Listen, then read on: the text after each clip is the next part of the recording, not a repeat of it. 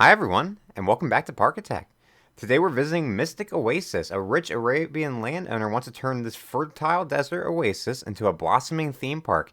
Can you turn a mirage, which is a great CSGO map by the way, into reality with little available land, blazing hot climate, and rich but demanding guests?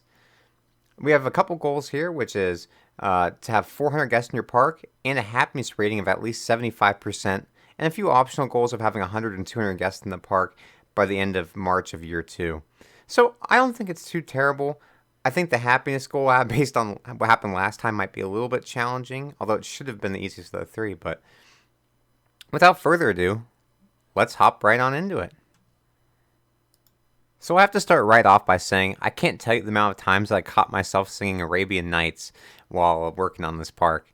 And since the park is not quite finished yet, I have a feeling I'll be singing it quite a few more times. I would sing it on stream, even though I do not have a voice of an angel, but don't want to get hit by the copyright strikes already on like the 10th video, or less than that. I don't know what video this is. 7? I don't know, but it's actually coming along, so again, I'd like to thank everybody that's been watching along the series. I've been having a ton of fun, and I appreciate all the feedback we've been getting lately. So we'll keep on pumping out some content, and I'm really excited for the remainder of this park as well as the space theme of next park. That being said, I think I've already missed out on me building my first flat ride, and I know I didn't build a station or a queue for it right away, but I did come back to it later. And I'm building this gigantic gate here, which is actually, in all honesty, a little bit too big, but it's something that I've been wanting to do for a while, and now that we have like the perfect theme for it, I just felt like I could not pass up the opportunity to do so. So what I'm making here is this gigantic archway entranceway to like one section of the park. Although I'm not really quite sure if I'm going to be able to make like really wide, or I guess diverse sections of the park. Most of it's all going to be under the very typical Middle Eastern or Arabian thematic, but a lot of parks will have these big like section dividers, and that's something that I haven't really had in my park. They've kind of all just flown together or been a hodgepodge of different things. So having the front entrance kind of be really small. I think it's like 1 block wide, and it actually kind of make this weird S bend.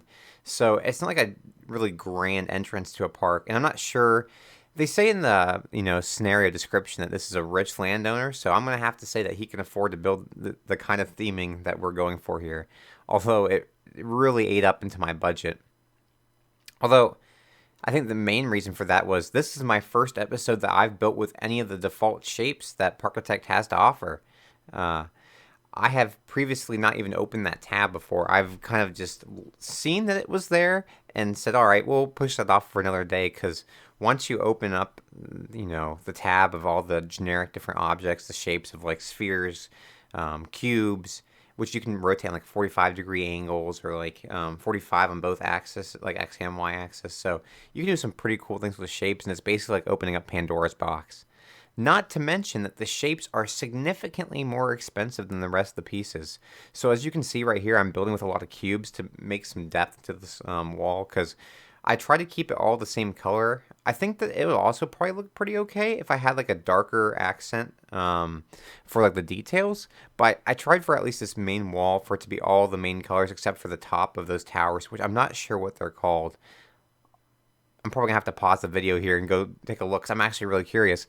But most of the transition wall is all, or like archway, gateway, is all the same color. And so the real way to make it look like it has depth is to add the different textures to it.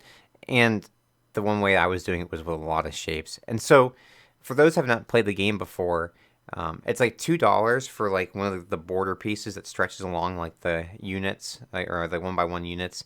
And then it's like, I think $10 for all the different cubes that you need, depending on which size, because the amount that you pay for like those individual units is varied on size. I know that's a very niche thing and not very exciting, but it was something that I kind of had to just work around.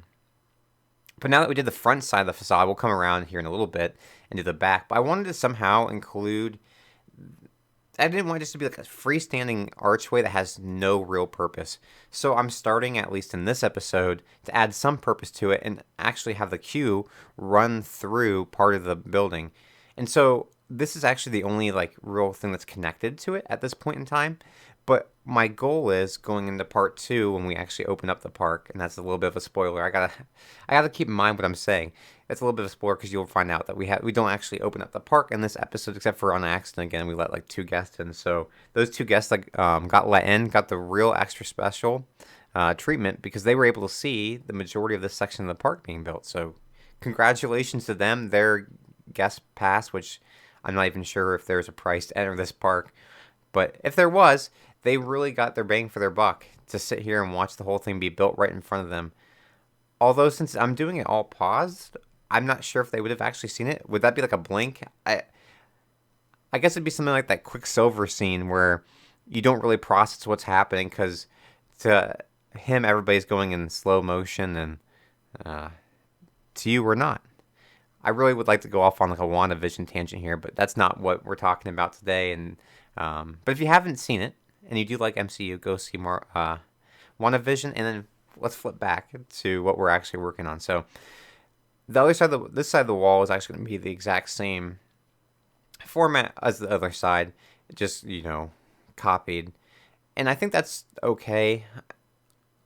I think it's fine because you're not able to ever see one side or the other, right? Or both sides at the same time. So the fact that they're the same doesn't really make too much of a difference.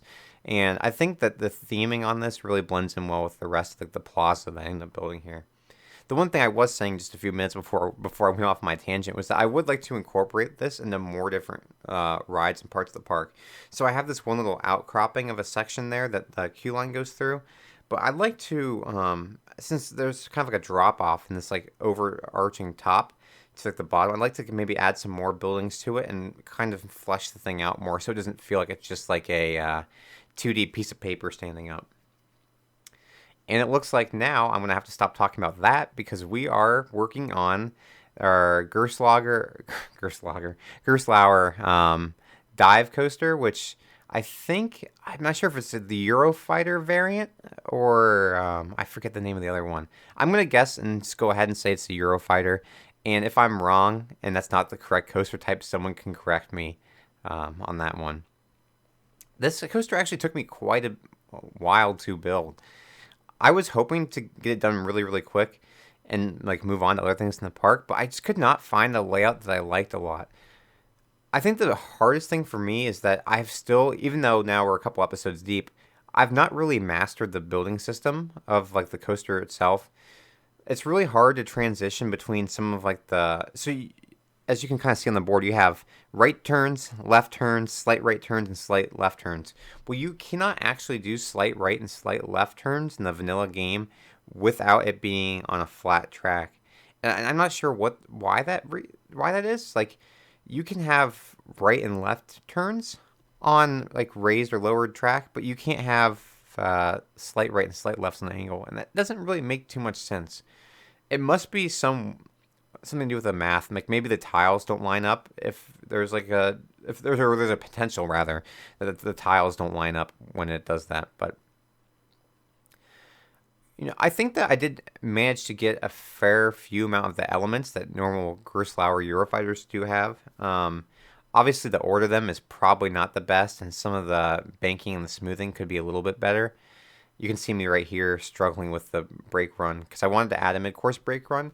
Because the only 2 types of coasters that we have on this map are the Eurofighter and a junior coaster, which we've already built tons of. And I probably will have to end up building it again purely because if that's the only 2 coaster types we have, I don't want to get stuck in the same scenario as last time where we don't have any money, we don't have any coasters that we can build, and no one wants to come to the park.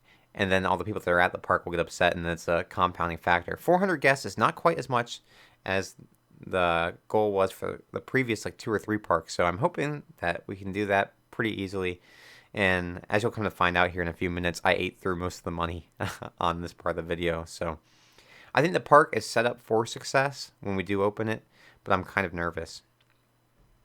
And now we get into the reconstruction phase, which is where I realized that everything that I made or most of the elements I made here did not work out because I made the loop way too big. I didn't realize that when I made the loop that I had my track piece set to a length of 3, so it made the loop 3 times as large as the standard one. So I ended up shrinking it down to 2 here, and I made some different elements. So once you come off like the lift hill, you'll go down and we'll do, I think there's a big overbank turn into, I don't remember the corkscrews first, and then there's gosh, the name of the element that you come into the corkscrew and you exit on the same side. So that's not the same, oh gosh. But anyways, now you go through a third corkscrew or your third inversion, and you go through an overbank turn into your loop. And when you come out of the loop, you head towards the brake run, and then once you come out of the brake run, you're going to go down through. I've tried to make like a splash feature. I don't think there's too many Eurofighters that actually have a splash feature. There might be one, and I don't think it's in the United States either, if there is one that has a splashdown feature. But it's not like too terribly common, but I know that guests in this park will go on rides that get them wet. So maybe if we add some like splash cans or something, it'll make it a little bit more appealing. Because right now, at the end of filming this, I think this ride's sitting at like 91 intensity and 87 excitement. So I'm not actually sure people will ride it when I do open the park. And that's kind of nerve-wracking. And as you can see, we are still working on trying to smooth this out and getting the right section of elements. I really wanted to have the drop down after the brake run go through the loop. So once I got the loop to the right side, I was actually able to do that. And then I was able to kill off some of like the dead time in the back of the like second half of the run too. So because originally it was coming out and it was doing some overbank turns, nothing really too exciting. But now once it comes down through the drop, it'll do a corkscrew followed by a helix going up. And maybe the second half of the helix is a little bit too narrow, but I had to do that in order to get it high enough to go over the track and meet back down with the final brake run before you leave into the station. So I'm pretty happy with how that part ended up, at least. It's not exactly realistic, and I think my main gripe of the whole entire thing is that it takes up way too much space to be a Gerstlauer. Gerstlauers in real life are known for being really, really compact, and I'm not necessarily sure cheap to build, but cheaper than some of like the B&M Hypercoaster and Giga Coaster alternatives.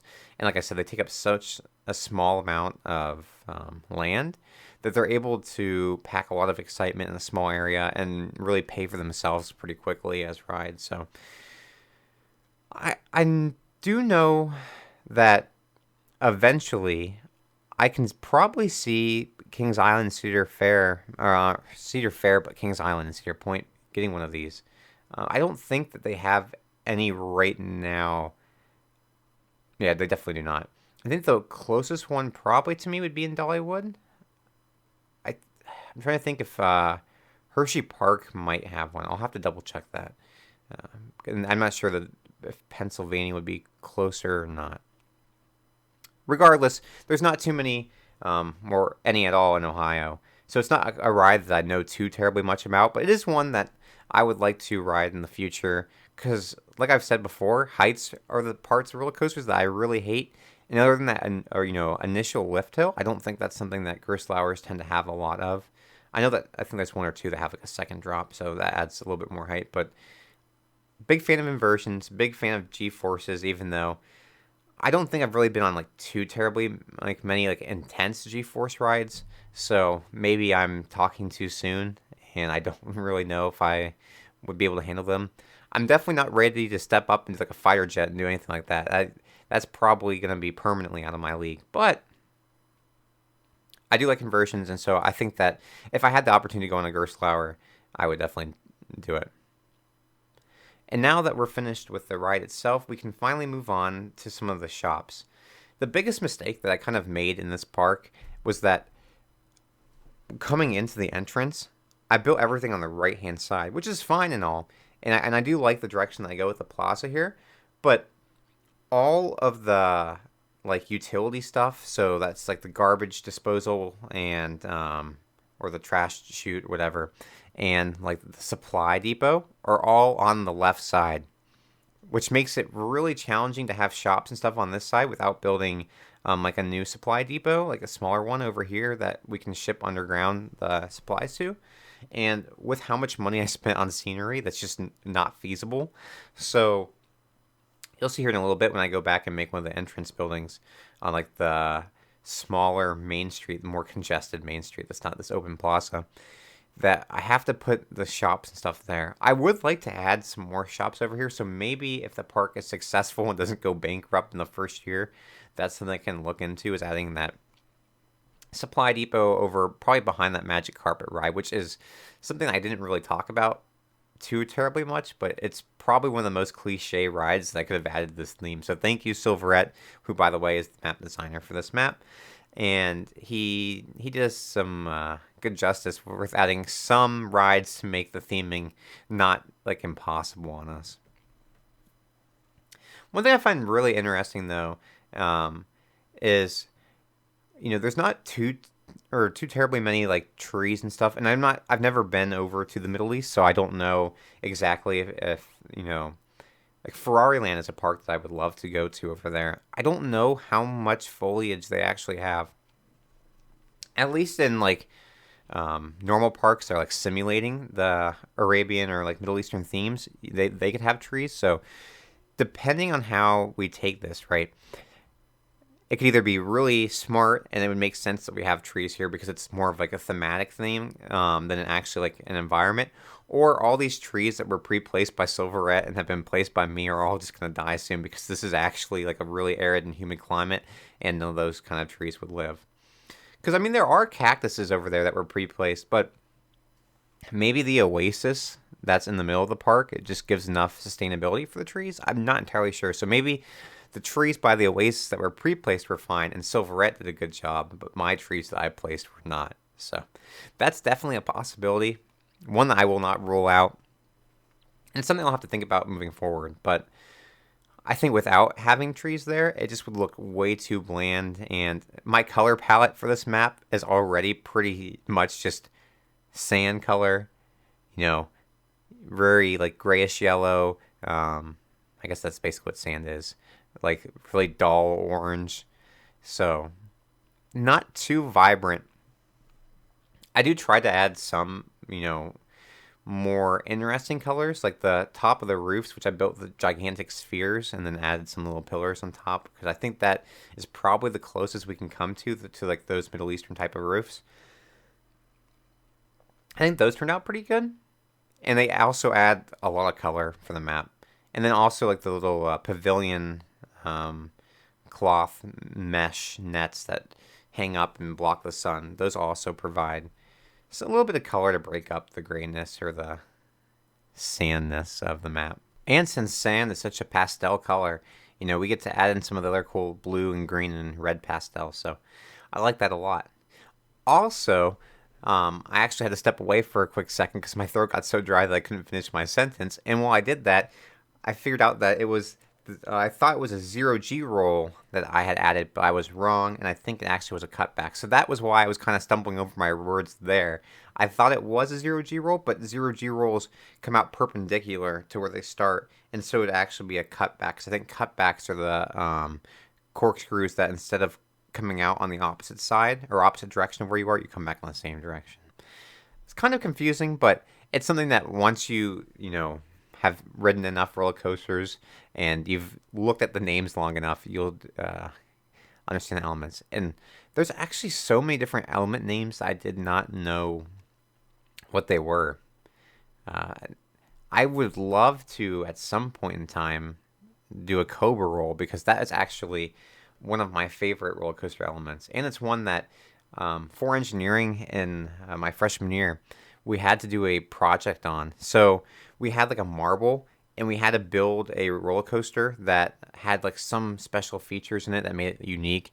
And then based on how far the ride actually went, or the marble made it through the coaster, you get X amount of points and everything like that.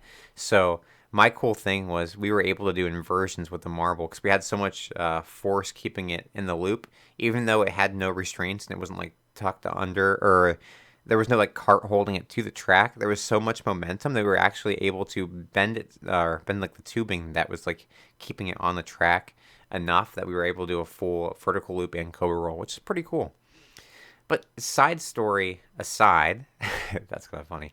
I was not too terribly happy with how this, or at least this portion of the coaster station turned out. If you guys have any ideas for like what we could do to modify it, I'm definitely open, and that'd be a cool little, way for you guys to get involved with what we're building. Because I definitely have time to go back here in part 2 and edit it. I think like the overall theming is okay. It might just be that the wall is like a little bit too yellowish. I mean, it looks fairly similar to the building on the right of it, so it doesn't look too off. And I do like the way that the staircase actually turned out coming into it. But, or maybe it's the detailing is just a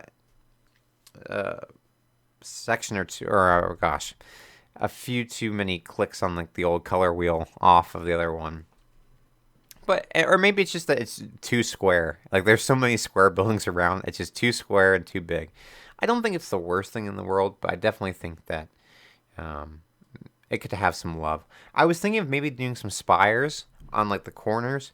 I don't know if that would be too conflicting with like the spires that are on like the gateway to that section. Maybe we'll wait, and when we add another coaster, we'll add some spires to that one. Because I did see that Silverette had a different spire design than what I went with on this, and I think that doing something similar to that, maybe not an exact knockoff, but I think adding some spires in one section of the park that have like little like kind of like twisty things, almost like the Kremlin. Well, maybe not quite like the Kremlin. The Kremlin's Russian architecture, completely different, right? But maybe more like Taj Mahal. I feel like the Taj Mahals are like very similar to what we did. So I'll think about that. Definitely adding some spires to one of our coaster stations or something would be something I'd like to go forward with in the future. But going back to what we're working on right now, this building, I'm not quite sure it fits the theme of like the really typical Middle Eastern like buildings, but I really like how it turned out. I was actually surprised with how well it turned out. I wanted to have something that wasn't completely square, because like I just mentioned, every single building that I had built on the other side was square, and I also wanted to have one of like the dome-shaped roofs on the top, and I love the color of red that we ended up going with.